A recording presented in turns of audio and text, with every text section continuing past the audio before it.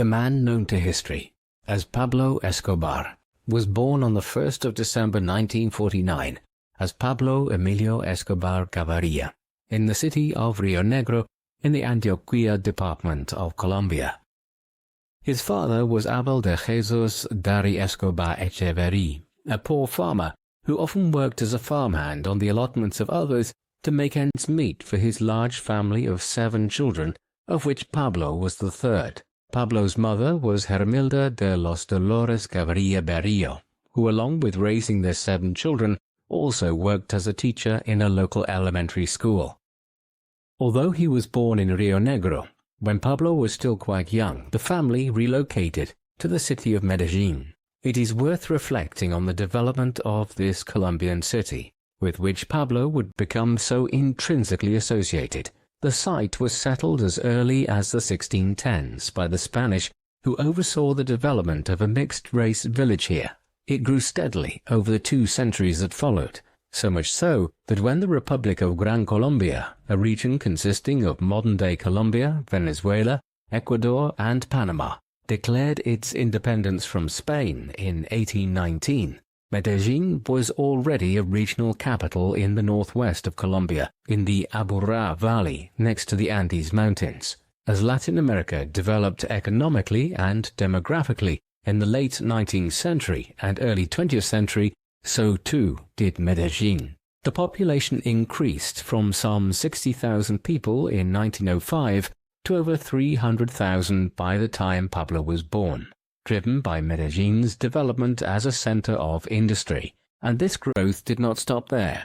By the time Pablo entered his early 20s, the population of the city had increased to over 1 million people. Medellín was now the industrial capital of the country and the second largest city, next to the capital Bogotá. But with this rapid expansion came rampant urban poverty. It was to this city that Pablo and his family, like so many others in Colombia, moved in the 1950s. Pablo's mother, Hermilda, had high hopes for her son there, believing he would do well in his studies. But this hope soon dissipated in his teenage years, as he became involved in the rampant criminal enterprises which had sprung up all over Medellín in the midst of the urban poverty which prevailed in the city. By the time he was 14, he was involved in a gang, and he was soon kicked out of school, while he was also involved in several incidents with other gang members. One of these involved him in a fight with Julio Tulio Garces, a fight which he lost, but Pablo was not deterred. The next time he found himself in an altercation with a certain Julio Gaviria, Pablo pulled out a gun and shot him in the foot, an incident which was reported to the police and saw Pablo spend his first few nights in a Colombian prison. In addition to this, he and several of his friends were involved in various acts of petty crime in their teenage years. Certain versions of events have them stealing gravestones and sanding down the front with the names on them to resell them as new. Others suggest Pablo was running a racket to sell fake high school and university diplomas. It is hard to say where truth ends and fiction begins in these versions of his early life. The subsequent checkered life of Pablo Escobar has to be considered in light of the history of Colombia in the 20th century and the development of the drugs trade there. In some senses, politics and narcotics cannot be disentangled in modern Colombia. The country's politics has been dominated by a liberal and a conservative faction, and has always been scrutinized and interfered in by the United States of America.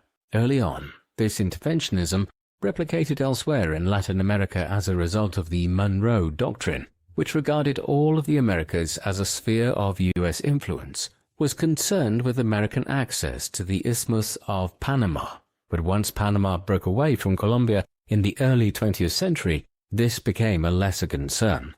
And often during these decades, conservative politicians would side with American business interests, which sought to control the trade in coffee, bananas, and other products throughout Central and South America. The result of this was a country with a backwards economy and endemic poverty. But shortly before Pablo's birth, the country had entered into a period of populist rule as the liberal faction looked to alleviate the country's economic woes and redistribute Colombia's wealth more evenly. Modern Colombia's political instability can largely be traced to 1948, the year before Pablo was born, when the populist politician Jorge Eliezer Gaitán was assassinated, causing a major rift between the liberals and the conservatives in Colombia. A decade of civil war, known as La Violencia, or the violence, followed, in which over 200,000 people were killed countrywide, before the two groups agreed to form an uneasy coalition where the two parties would hold power alternately within the framework of a national front. And this new government, with the covert support and encouragement of the United States, began cracking down in the years that followed on the more left-leaning elements within Colombia's politics, specifically Leninist Marxist communist groups, in order to prevent Colombia becoming a Russian ally within the Americas, in much the same way which the island of Cuba had recently. The result, beginning in 1964, was the outbreak of a guerrilla war, which has lasted in one shape or another down to the present day, between the Revolutionary Armed Forces of Colombia, or the FARC as they are more widely known, and the Colombian government, while other paramilitary organizations operating in rural areas of Colombia also involved themselves in the so-called Colombian conflict. The FARC and other groups were soon effectively in charge of large parts of rural Colombia. All of this was happening as worldwide demand for illegal narcotics, particularly in the United States and Europe, was surging in the 1960s and into the 1970s.